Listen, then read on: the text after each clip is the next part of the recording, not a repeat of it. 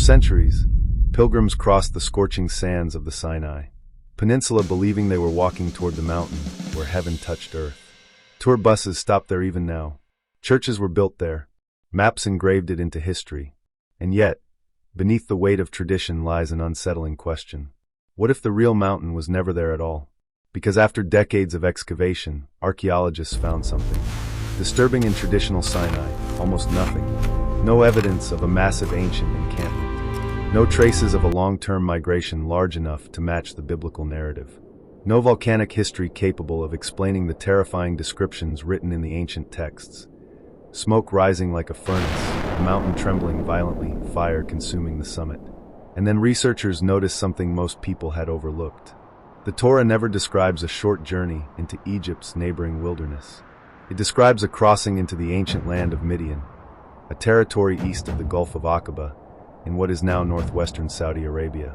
The geography didn't fit the tourist maps created in the 19th century. But by then, tradition had already hardened into certainty. Or so the world thought. Far beyond the familiar pilgrimage routes stands a mountain hidden behind restricted desert zones for generations. Jabal al-Lawz. Satellite imagery first drew attention to it. A massive peak isolated within the harsh Arabian wilderness. But what truly stunned investigators was its summit. Blackened stone. Not dark because of shadow. Not volcanic basalt like the surrounding volcanic fields elsewhere in Arabia. The very top appears scorched, as if exposed to unimaginable heat, while the lower sections remained untouched. Researchers who examined samples claimed the upper granite showed signs of thermal alteration inconsistent with ordinary desert weathering. A burnt mountain in the middle of nowhere. And that was only the beginning. At the base of the mountain, strange carvings emerged from the rock faces. Ancient petroglyphs depicting bulls in an artistic style linked not to Arabia, but to Egyptian religious. Symbolism associated with the worship of Isis and the sacred bull cults of the Nile. Why would Egyptian-style worship imagery appear deep inside Midianite territory? Then came another discovery: boundary markers carved into stone.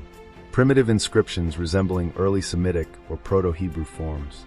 Patterns that some researchers believe align with descriptions of a people establishing sacred limits around a holy mountain exactly as described in the ancient accounts. But skeptics pushed back hard. Mainstream archaeologists warned that many claims surrounding the site remain disputed, unverified, or exaggerated by independent explorers. Saudi authorities restricted access for decades, limiting formal excavation and fueling even more speculation. Now remember and note that Jabal al-Lawz rises about 8,000 feet above the desert. It consists of two snub-nosed peaks, with a natural amphitheater between them, the stage on which the most momentous drama in history had been played out. However, as one approaches closer to the mountain, one encounters military guards and a chain-link fence, 15 feet high, topped with barbed wire and a sign, in Arabic and English. Archaeological area warning. It is unlawful to trespass. Violators are subject to penalties stipulated in the Antiquities Regulations. Passed by Royal Decree No. M26, June 23, 1392. Critics argued that enthusiasm was racing ahead of evidence. Yet the anomalies kept piling up. Near the mountain sits a massive split rock formation towering above the desert floor. Its fractured center bears visible erosion channels, as if enormous quantities of water once poured down its face. In one of the driest regions on Earth, investigators found signs suggesting ancient water flow powerful enough to shape the surrounding stone basin. Then buried beneath layers of sand and silence came reports of something even more provocative. A large stone platform, 12 standing stones nearby, an arrangement eerily similar to the altar and pillars described in the wilderness narratives. Coincidence? Or fragments of an event so old the desert itself nearly erased it? For generations, these claims remained hidden behind political barriers and restricted frontiers. But the rise of NEOM, Saudi Arabia's futuristic development zone, changed everything. Roads pushed deeper into forgotten terrain. Researchers gained unprecedented access to regions once sealed off from the outside world. And suddenly, the mystery stepped into the light.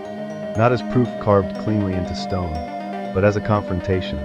Because this story now exists at the collision point between faith, archaeology, geopolitics, and human memory. Religious believers see echoes of divine history emerging from the sands. Skeptics see a cautionary tale about confirmation bias and sensationalism. Yet both sides are staring at the same mountain, the same blackened peak, the same carvings, the same ruins, and somewhere between belief and doubt lies the question that refuses to disappear.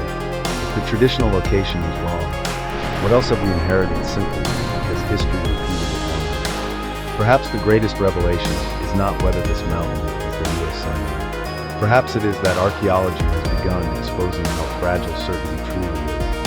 Because buried beneath deserts and forgotten borders are traces of humanity's oldest attempts to encounter something beyond itself. Fear, fire, awe, law, judgment, transcendence. A meeting place between earth and heaven. And whether one sees divine fingerprints or human legends, the mountain still stands there in silence, blackened against the sky, waiting for the world to decide what happened on its summit. Please subscribe for more if you want to know more hidden biblical archaeological discoveries. Comment yes in the comment section.